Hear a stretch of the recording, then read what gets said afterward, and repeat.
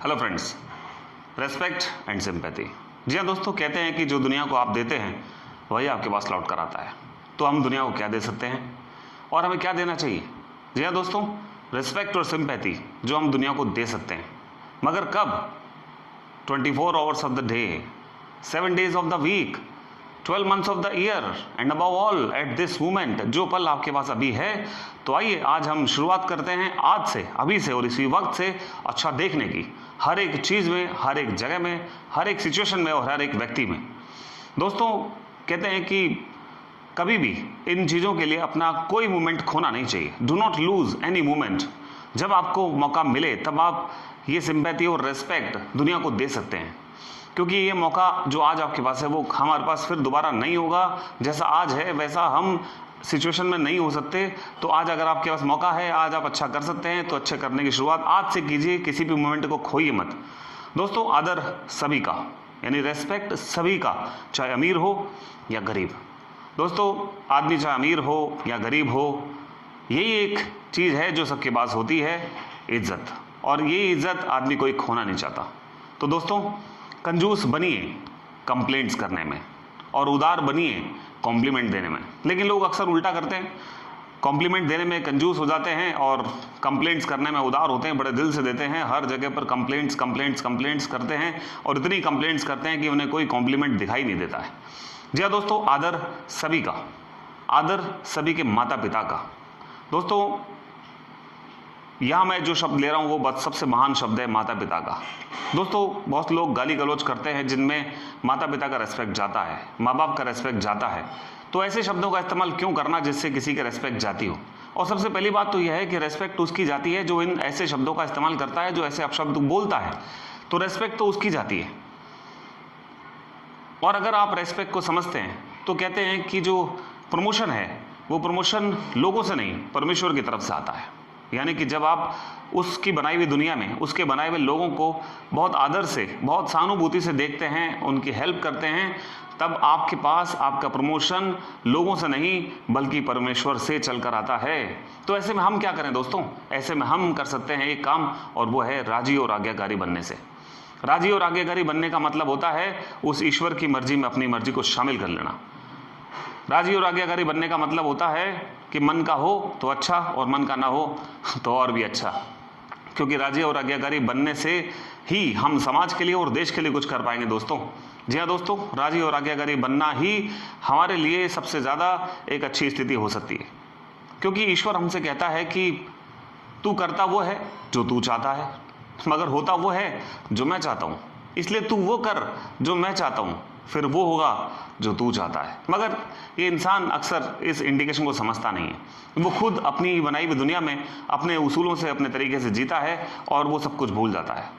जी हाँ दोस्तों, उपरोक्त जो अभी मैंने आपसे सब बातें कही हैं, मैं अभी एक आपसे स्टोरी शेयर करने वाला हूँ जो सच के ऊपर बेस्ड है, जो एक रियल की स्टोरी है।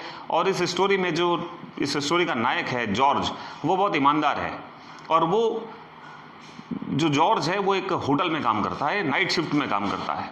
और अक्सर जो आने वाले लोग हैं उनकी पूरी तरह से देखभाल करता है, उन्हें रेस्पेक्ट देता है और अपना काम पूरी लगन से, पूरी ईमानदारी से, पूरी निष्ठा से करता है। रात की नीरस ड्यूटी होने के बावजूद भी उसके पास जब भी कोई व्यक्ति आता है तो वो उसको पूरी तरह से संतुष्ट करते हैं और अपना काम बखूबी निभाते हैं। एक रात बहुत तेज बारिश हो रही थी और एक वृद्ध दंपति उस होटल में आए। जब होटल में आए तब होटल में पूछा तो पता चला कि होटल में कोई कमरा उस दिन खाली नहीं था।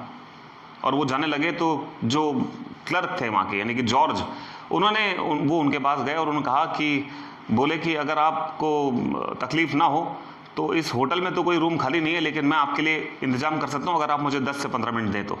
वो उन्हें लॉबी में बिठाकर और अपनी सर्वेंट मैरी को अपने रूम में ले गया और उसे कहा कि इस रूम को बिल्कुल साफ़ कर दो, जो कि उस जॉर्ज का खुद का रूम था। और वो उनके पास गया। थोड़ी देर बाद मैरी वहाँ आई और उसने कहा कि सर रूम साफ़ हो गया है, बिल्कुल क्लीन हो गया है। और फिर वो उन वृद्ध दंपति को अपने साथ ले गया जॉर्ज, और उसने कहा कि भले ही इस होटल का सबसे आरामदायक कमरा नहीं है, लेकिन आपके लिए रात बिताने लायक एक सूटेबल चीज़ हो सकती है, सूटेबल जगह है। और वो उन्हें बातें करता हुआ वहाँ ले गया और उन्हें वहाँ अपने रूम में बिठाया। वो और उनके लिए उन्होंने कॉफ़ी सर्व की और उन्हें कहा कि आप जब तक कॉफ़ी पीजिए और ताकि आपकी रात की नींद और रात का जो समय है वो अच्छा गुजर जाए। और वो गुड नाइट कह के वहाँ से चला गया। जॉर्ज के जीवन में ऐसी घटनाएं होती रहती थी। वो अक्सर आने वाले लोगों की इसी तरह से हेल्प किया करता था और सभी के साथ एक अच्छा व्यवहार करता था। आदर मगर वो सबका करता था, सिंपैथी वो सबके साथ रखता था, यही उसकी एक खास बात थी और वो बहुत ईमानदार व्यक्ति था जिसका नाम था जॉर्ज। दोस्तों, कई महीने बीते, कई साल बीते और एक दिन अमेरिका के एक बड़े शहर में एक होटल बनने जा रहा था। उसका नाम था वाल्ड्रॉफ एस्टोरिया और होटल के निर्माता थे मिस्टर जैकब। और जैकब ने जब होटल पूरा कर लिया तब मैनेजर के लिए जब ऐड देने की बारी आई तब उन्होंने कहा जैकब ने कि मैनेजर के लिए ऐड देने की ज़रूरत नहीं है, मैंने मैनेजर के लिए लड़का देख लिया है, मेरे पास पहले से एक व्यक्ति है। जी हाँ दोस्तों, वो कोई और नहीं बल्कि वो जॉर्ज था जो उस होटल में काम करता था। जैकब ने उन्हें उस होटल से अपने उस बड़े होटल में मैनेजर का रोल दिया, मैनेजर का पद दिया और एक ही रात में उनकी ज़िंदगी बदल गई। एक छोटे से होटल में काम करने वाला जॉर्ज अब एक एस्टोरिया होटल का करता धरता बन गया था। और ये उसकी सफलता के पीछे जो चीज़ें थी वो सिर्फ ये थी कि वो उसने दुनिया को रेस्पेक्ट और सिंपैथी, इन दो चीज़ों से देखा था और वो सब चीज़ उसने दुनिया को दी और उसके बाद जब लौटा तो वो पूरा भरपूर बन के लौटा। जी हाँ दोस्तों, मैं ये कहना चाहूँगा कि रेस्पेक्ट और सिंपैथी ही ऐसी वर्ड है जो हम अपनी फैमिली में अपने पेरेंट्स को दे सकते हैं, क्योंकि हमसे हमारे बुजुर्ग सिर्फ इतना ही चाहते हैं कि हम उनके साथ रेस्पेक्ट से और सहानुभूति से, प्यार से बात कर लें। उन्हें इनके अलावा और कुछ नहीं चाहिए दोस्तों। और ये दुनिया की सबसे बड़ी दौलत है जो वो उनके पास होती है अगर उनके बच्चे इस तरह का व्यवहार अपने पेरेंट्स के साथ करते हैं तो आज हम भी तैयार हैं इस रेस्पेक्ट और सिंपैथी को अपनी लाइफ में उतारने के लिए, अपनी ज़िंदगी में उतारने के लिए, ताकि हम भी हर किसी के साथ, दोस्तों आदर सभी का, चाहे वो किसी के भी माता पिता हों। तो ध्यान रखिए, आज के बाद अपने शब्दों में ऐसे शब्दों का इस्तेमाल मत कीजिए जिससे किसी की रिस्पेक्ट जाती हो, किसी की सहानुभूति जाती हो। तो आपको आज के बाद ऐसे शब्दों का इस्तेमाल करना है जहां पर आपके मुंह से सिर्फ रेस्पेक्ट और सहानुभूति जैसी अनुभूति लोगों को हो। राइट? ओके दोस्तों, मैं फिर मिलूंगा आपसे अगले वीडियो में। तब तक के लिए सच्ची हंसी से हंसते रहिए, मुस्कुराते रहिए। मैं राकेश शितलानी आपको शुभकामनाएं देता हूँ। धन्यवाद।